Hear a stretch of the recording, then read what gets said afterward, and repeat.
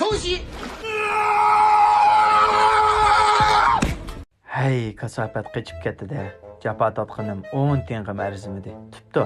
Yana bir qitim ta'limni sinab boqay. Ta'laydigan mush emasmi? Yetishini ko'mamdigan buni.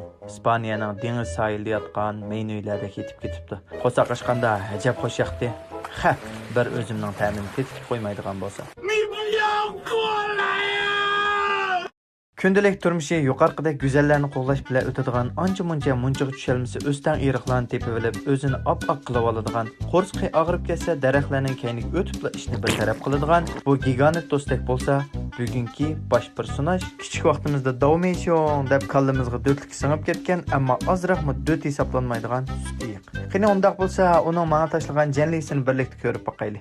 Yurak berib meni qetib olib, davomini anglang. Sustiyiq asli ismi Shimoliy qutb iyiqi.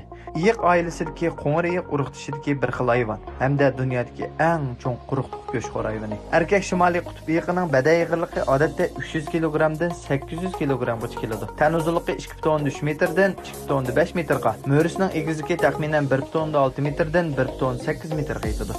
Shimoliy qutb iyiqining teni erkakka qaraganda kichik keladi. Shimoliy qutb iyiqining butun teni qalin oq rangli tuklar bilan qoplangan. Bu tuklar quyosh nuri ostida sut rangda ko'rindi. Shunga uni boshda sut iyiq deyishimizning sababi shu. Shimoliy qutb iyiqining tarqalish doirasi Shimoliy qutb chemberiga ichidagi Kanada, Amerikaning Alyaska, Rossiya, Norvegiya, Gerlandiya orli qatorliq har qaysi rayonlarni o'z ichiga oladi. Shimoliy qutb iyiqi go'shtxo'r hayvon. Abayqidek tiyolin meynuylar dal uning asosli yemeklik manbasi. Uning tashqi qiyofatiga qarab hargiz uni mijozi yaxshi bir xil illiq hayvon deb o'ylab qolmang. U o'zining doirasiga kirgan har qanday narsani bo'sh qo'yib o'tmaydi. Lekin shundaq yirtqich hayvon bo'lsa-mu, hozir u nurg'unlagan tahdidlarga duch kelmoqda. Uning asosiy yuzlanayotgan tahdidi bo'lsa, u ovlash, klimatning illib ketishi, sanoatni ichish va bulg'anish qatorliqlarni o'z ichiga oladi. Shimoliy qutb iyiqi laylama muzga tayinib yashashga, klimat o'zgarishiga ergashib, kelgusida Shimoliy qutb iyiqi tur to'pining soni zo'r darajada ozayishi mumkin ekan. Shunga yana shu koni gap, har bir hayvonni qo'g'dash har birimizning mas'uliyati.